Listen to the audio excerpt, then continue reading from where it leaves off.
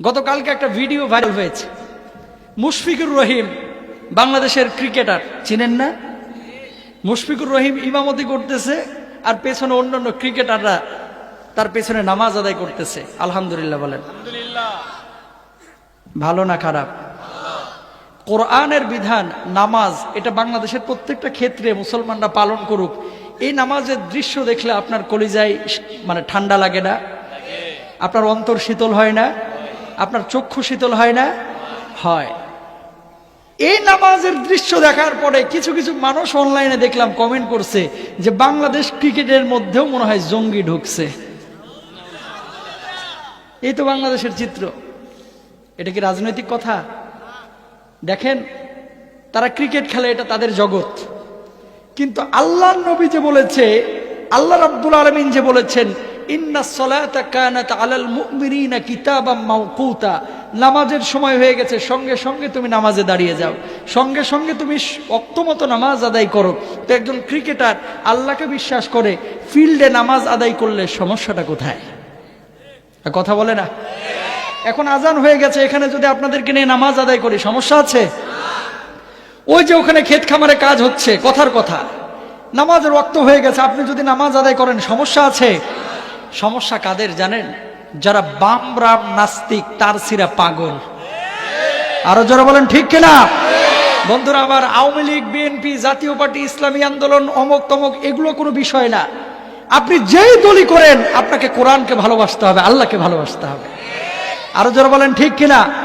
সুতরাং যারা মুশফিকুর রহিমদের নামাজ দেখার পরে যাদের গায়ে আগুন জ্বলে গেছে, এরা বাংলার জমিনের বড় বড় নাস্তিক মুর্তাদ, ঠিক কিনা? ক্রিকেটাররা নামাজ পড়ে, তোমার সমস্যাটা কোথায়? এত জ্বলে কেন? তুমি যে নামাজ পড়ো না, আমরা তো তোমার বাধা দিই না। কথা বলেন। তুমি যে নামাজ পড়ো না, আমরা কি বাধা দিই? কোন মানুষ যদি নামাজ না পড়ে, আমরা বলি ভাই নামাজে আসুন। কারণ কি? নামাজটা আপনাকে জান্নাতের পথ দেখায়, নামাজ আপনাকে জান্নাতে নিয়ে যাবে। নামাজ হচ্ছে আল্লাহর সঙ্গে সাক্ষাতের মাধ্যম। নামাজ যার নাই, তার ঈমান যেন নাই, ঠিক কিনা? কেউ যদি নামাজকে অস্বীকার করে, সে কি মুসলমান থাকবে? সে কাফের হয়ে যাবে, সে কাফের হয়ে যাবে। হোক সে ক্রিকেটার, নায়ক, গায়ক, যাই হোক, সাধারণ মানুষ নামাজকে অস্বীকার করলো, সে কাফের হয়ে গেল। প্রিয় ভাইরা আমার, এখানে অনেক পীরের মুরিদ থাকতে পারেন, নিট অ্যান্ড ক্লিন কয়েকটা কথা বলে যায়। আলহামদুলিল্লাহ, আপনাদের দোয়ায় সারা পৃথিবীর 18 জন নবীর কবর জিয়ারত আমি করেছি। আলহামদুলিল্লাহ বলেন। মিশর, তুরস্ক, সৌদি আরব, ওমান, কাতার, সিরিয়া, এই যে সমস্ত দেশে ম্যাক্সিমাম নবীরাই কিন্তু এই সমস্ত দেশে আসছেন। কিন্তু একজন নবীর কবরেও আমি দেখি নাই যেখানে সন্তান চাইতে, বরং নবীদের কবরের উপরে লেখা আছে, ইদা সাআলতা ফাসআলিল্লাহ ওয়া ইদা ইসতাআনতা ফাসতাইন বিল্লাহ। আল্লাহু আকবার। যখন কোনো কিছু চাইবা, চাইবা কার কাছে? কবরে নবী কি সন্তান দিবে আপনাকে? নবী কি সন্তান দিবে? সন্তান কে দেয়? আল্লাহ কি বলছেন শুনুন। আল্লাহ রাব্বুল আলামিন বলছেন, ইয়াহাবু লিমান ইয়াশাউ ইনাসাও ওয়া ইয়াহাবু লিমান ইয়াশাউ যুকুর আও ইযাওয়িজুহুম যুকরানা ওয়া ইনাসা। আল্লাহ রাব্বুল আলামিন বললেন, আমি সেই আল্লাহ, যে আল্লাহ, সেই সত্তা, যিনি আল্লাহ, তিনি কাউকে সন্তান দেন, কাউকে সন্তান দেন না। আল্লাহ রাব্বুল আলামিন যাকে ইচ্ছা তাকে বন্ধা করে রেখে দেন, যাকে ইচ্ছা তাকে সন্তান ছেলে দেন, যাকে ইচ্ছে তাকে ছেলেও দেন না, মেয়েও দেন না। আল্লাহ রাব্বুল আলামিন বন্ধা করে আজীবনের জন্য রেখে দেন, ঠিক কিনা? দুনিয়ার কোনো মানুষ কি সন্তান দিতে পারে? আল্লাহ রাসূল বলেছেন যে যারা বিনা হিসাবে জান্নাতে যাবে, তাদের একটি গুণ হচ্ছে তারা আল্লাহ ছাড়া কারো কাছে চাইবে। চাইবে কার কাছে? আল্লাহর কাছে। প্রিয় ভাইরা আমার, নবী রাসূল, পীর সাহেব, হুজুর, খতিব, ইমাম, আমরা আপনাদের জন্য দোয়া করতে পারি, আপনাদেরকে কিছু দিতে পারবো না। সন্তান দেওয়ার মালিক হুজুর না, নাউজুবিল্লাহ। এটাই হচ্ছে শিরক, এটাই হচ্ছে শিরক। তুরস্কে গেলাম, আপনারা সুলতান সুলেমান দেখেন না? অনেকেই দেখে। সুলতান সুলেমান একটা সিরিয়াল, আমরা বলি না যে এগুলো আপনারা দেখেন। ওই সুলতান সুলেমান, উনি তো অটোমান শাসক, উনার কবর জিয়ারত করতে গিয়েছি। যাওয়ার পরে দেখি কি, বের হওয়ার পরে কত দূর গিয়ে একটা গাছের মধ্যে বেশ কিছু সুতা বাঁধা। তো জিজ্ঞেস করলাম যে ভাই এই সুতাগুলো কারা বাঁধে? কয় অনেকের ছেলে মেয়ে হয় না, এই জন্য এই সুতাগুলো বেঁধে রাখে। কয় যদি সুতা বান্ধা হয় তাহলে এই গাছের বদৌলতে, এই এলাকার বদৌলতে আল্লাহ সন্তান দেবে, অথবা কাছের মানুষকে টানতে পারবে, মনের মানুষ কাছে চলে আসবে, প্রেমিকাকে বিয়ে করতে পারবে। এরকম নানান নিয়ত নিয়ে এই সমস্ত কাজ করে। নাউজুবিল্লাহ বলেন। আর এই যে সাভার গাজীপুরে একটা টেন্ডেন্সি বেশি, যেটা শিরকের সাথে সম্পৃক্ত। আপনি কি মনের মানুষকে কাছে টানতে পারছেন না? আপনি কি বারবার লটারিতে বাধাগ্রস্ত হচ্ছেন? বিদেশ যেতে পারছেন না? স্বামী স্ত্রীর অমিল, অবাধ্যকে বাধ্য করতে যাচ্ছেন? আবার অনেকের কলিকাতা হারবালের প্রয়োজন আছে, ঠিক কিনা? আর দেরি নয়, আজই চলে আসেন গুরু বাবার কাছে, ঠিক কিনা? এরকম আছে না নাই? তদবির করা হচ্ছে, তদবিরের পরে 250 টাকা চাওয়া হচ্ছে। আরে বাবা, তুই যে এতজনের ভাগ্য পরিবর্তন করিস, তাহলে তোর নিজের ভাগ্যটা তুই কেন পরিবর্তন করলি না? তুই কেন 250 টাকার জন্য ভিক্ষা নিয়ে বসে থাকলি, ঠিক কিনা?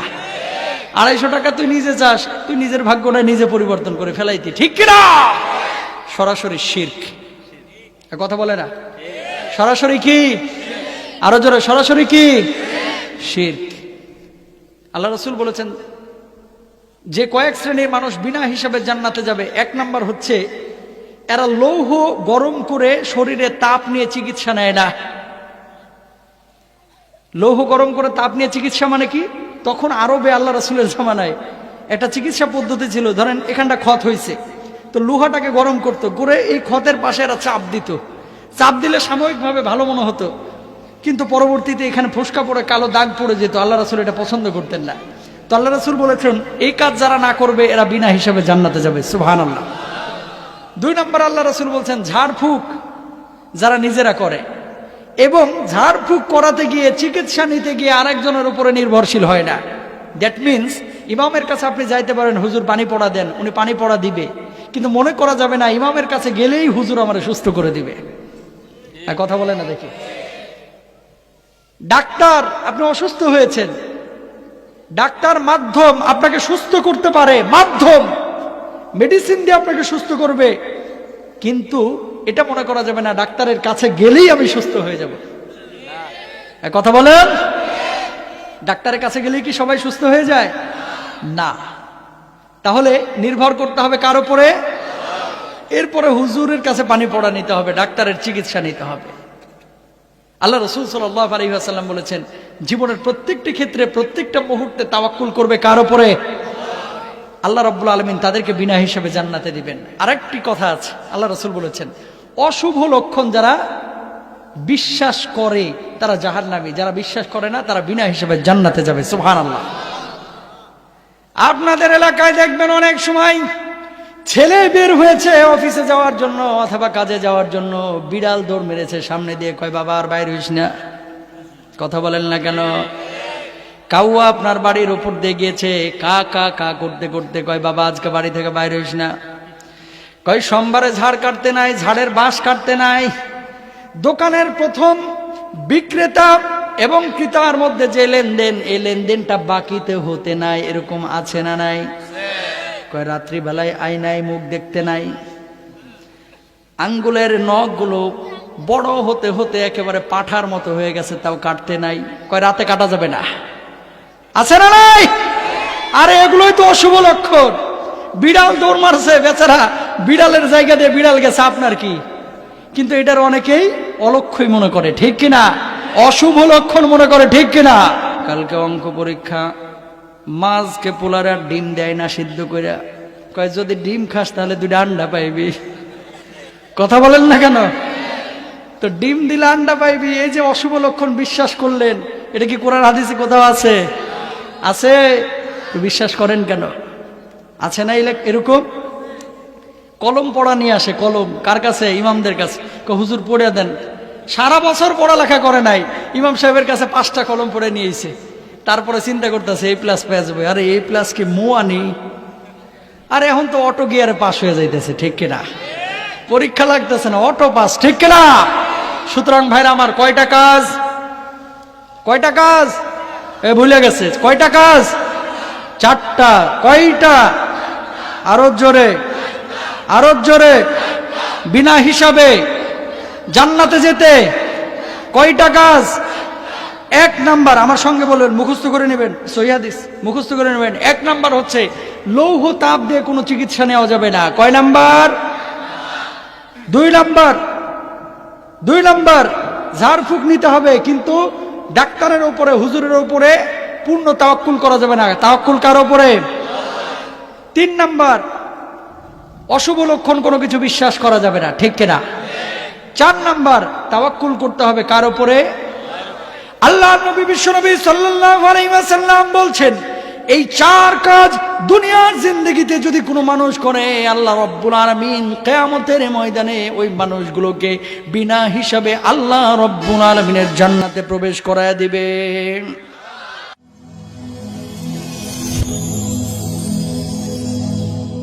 Rose TV 24. Enjoy by listening to the Holy Quran.